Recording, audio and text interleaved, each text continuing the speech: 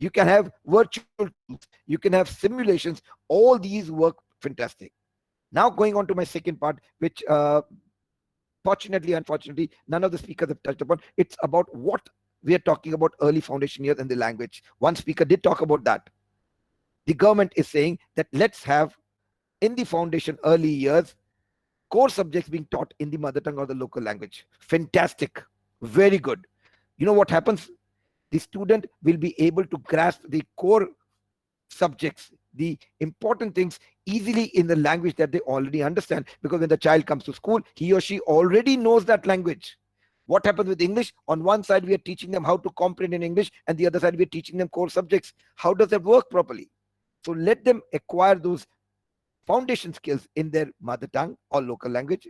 But mind well, English too should not be, it should be there. What they say is a child can learn up to 5 languages up to the age of 8. We are talking about just 3. Which are those 3? Local or the mother tongue, foreign language English, and the classical language, that is Sanskrit. How does this help? With the local language, the child understands and starts liking to come to school, understands core subjects. Not only that, the child will also be able to know the local culture and heritage. With English, the whole internet is on English. 90% of information or knowledge in this world is in English. So that is what they access, and we have to do business with the world. And third, when we talk about Sanskrit or the cultural languages, we are talking about making our people more nationalist. More than that, Sanskrit is a very logical language. If you're talking about coding, if you understand Sanskrit, if you comprehend Sanskrit, working on coding is very simple and very, very important. We will be able to access that lot of knowledge which is buried under the scriptures, the Vedas. So that is what we are talking about. A child can easily learn or acquire up to 3 languages. That's not a problem. And you know what? If a child speaks 3 or more languages at a time, the brain works better. Imagine one sentence using 3 languages and still making meaning out of it. That's logic. And that works very well. So, what I would propose, and one more thing, the government doesn't say that the schools cannot teach in English. It is an advisory that it is good if you do. So, you can have multilingual teaching. In the same class, the teacher can teach say in Hindi and in English together. I am from Gujarat, so Gujarat and English. So somebody in Punjab, Punjab and English. Somebody in Kerala, Malayali and Malayalam or English. Anything can work. So this is something there, and Indians have the whatever from the God Almighty, that we have so many languages close to us. Acquiring 1 or 2 more languages will never harm them. It will only take them to the next level. So understand one thing: technology and communication, which is literacy, very, very important parts of for a person to grow up in life. Understand one thing: for a person to be successful, 35% is the core skills and 65% is communication skills and soft skills. That is something that we need to do, and knowing other languages makes you a better person. So socially also you are a better person. With this, I conclude my session. Thank you so much. Thank you, Jaswinder sir, for touching upon these two important areas, technology and language.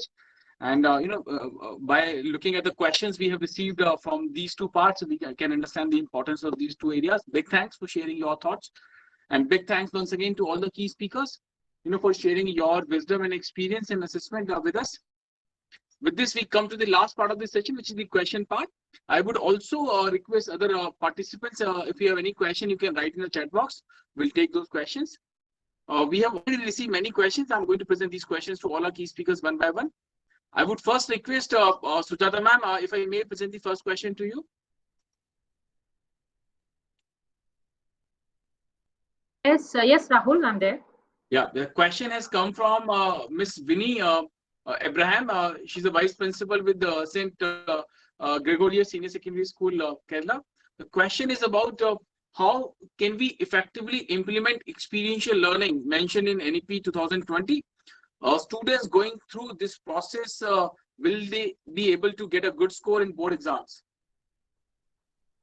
One, let me just tell you, the scores in the board exams, the definition of scores in the board exams is going to be changed over the time.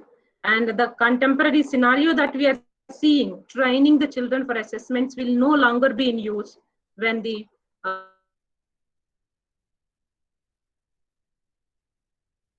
policy 22 of assessments for understanding the potential of the child, and the success in the board exam is not going to be the criteria in the coming years. So that is the first thing. And second is, yes, it is not the board exams. It is to help the child to deal with the future needs, may it be economic front, may it be employment needs, may it be research needs, whatever it is.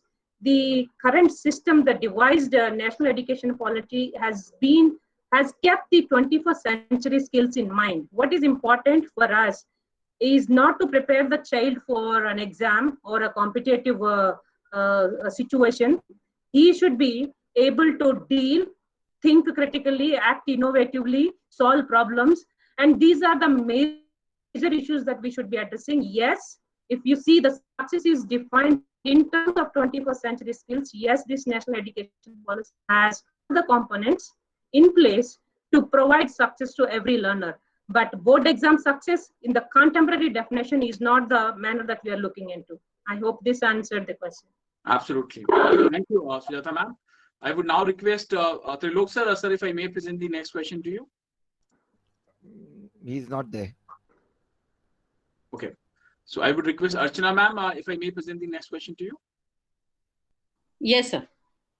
Ma'am, next question has come from Miss Sally Abraham. Sally ji is a senior principal with St. Gregorius School, Kerala. The question says, is there any possibility for some more reforms based on the present pandemic scenario? Also add one more word to this, is like, do we really need some more reforms based on this pandemic situation? See, sir, when we are talking about education, I wrote one article on the LinkedIn also that the pace at which the education sector has adapted and adjusted itself to the current pandemic situation is far much more ahead of any other sector in the world. And therefore, see, there is no ending or a full stop to a reform because it's a lifelong process. The more we do, the more we get to do the new things, the more we learn, and the more the chances of bettering ourselves, comes across. So it is always learning the new things and, exploring the new venues and avenues so that we can better ourselves. So definitely the end to reform or new avenues in the reform is always there. It's always there.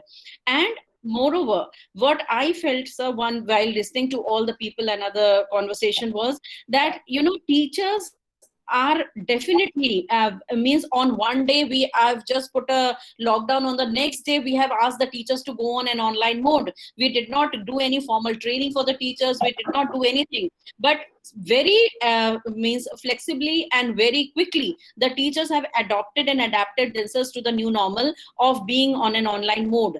So definitely the teachers are the educational institutions are putting up their best to provide every possible thing in this. But yes, reform can definitely happen, and wherein we can of course go with some such new technology as all suggested by Sujata sir, Jaswinder sir, Sujata ma'am, Jaswinder sir, everybody, that we can definitely go for something which may the concepts together, thereby they can learn, which does not focus only on academics but on the life skill as well. So that is definitely a reform which can definitely happen, and I'm very sure, sir, the way the teachers and the educational institutions are putting the effort, I'm very sure that it is going to happen, because everybody is now thinking out of the box and something is happening which will definitely help. So reform is always open, it is always there. Yes, chances to better is always there. Absolutely. Thank you, Archana ma'am. I would come back to you. Thank Now you. I would request Krishna sir. Sir, if I may present the next question to you. Yes, sir, please. Sir, this has come from Miss Rupa Karmabhaiya. Rupa ji is principal with the Royal Concon International School, Mysore. The question says, the proposed assessment is both objective and subjective type for a below grade 9. Is there formative assessment like before? Did we have in CCE? See, reverting back to the earlier mode of assessment may not be there, but the assessment pattern changes has already been proposed in the NEP, the existing multiple choice questions, objective and subjective, both type of questions are there in the new assessment also. But as ma'am earlier said, the assessment pattern, there is a very big difference as far as the assessment pattern is concerned. And the progress of the child, the grading of the child is not just restricted only for the examination marks, but also many other aspects. In fact, the earlier assessment also was revolving around the point that we should not give too much importance for the pen paper test, but the holistic development of the child is what they were expecting, and that is again introduced here in 9th and 10th in the new education policy also, sir. Absolutely. Absolutely. Thank you, Krishna sir. I will come back to you for your concluding remark. I would now request I agree, ma'am. Ma'am, if I may present the next question to you.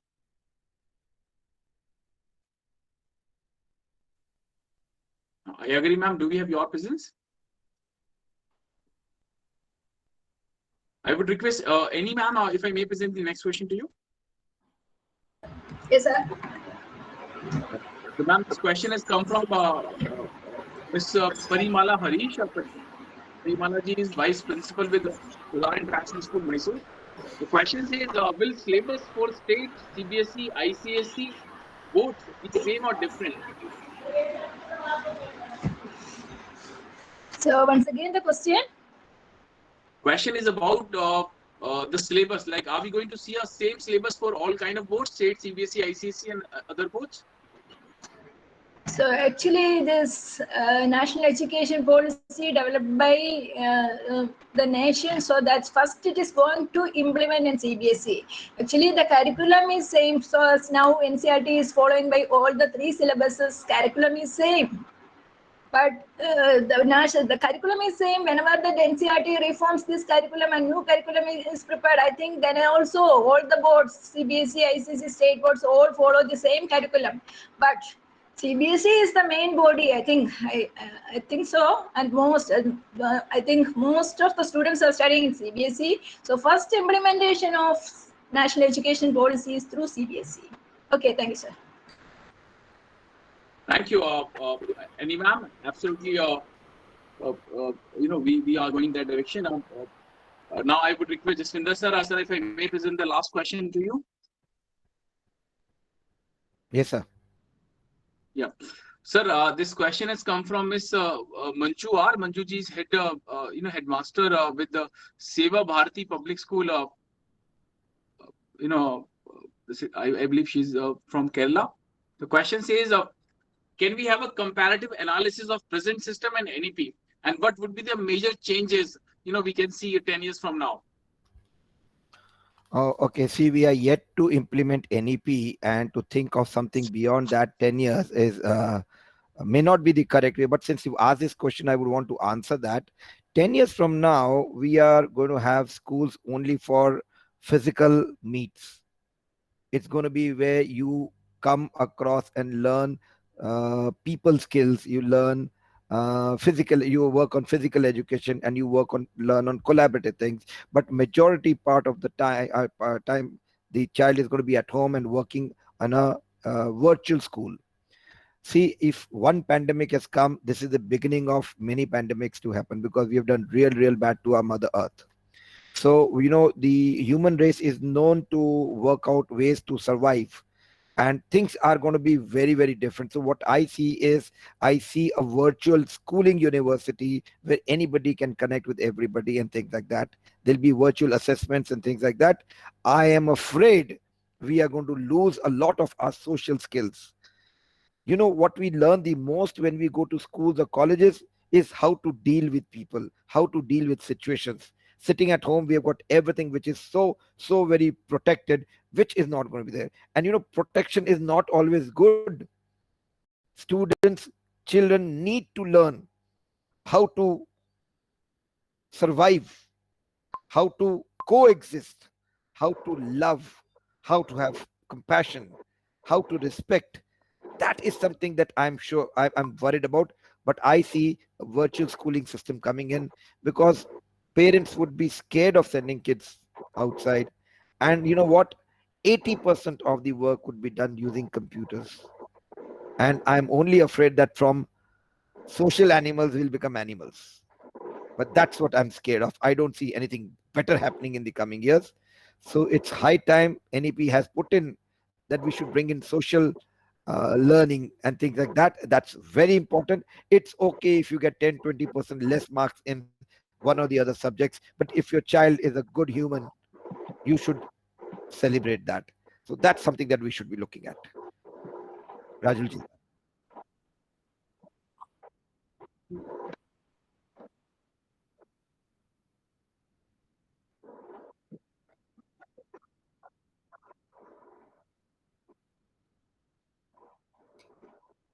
Yes.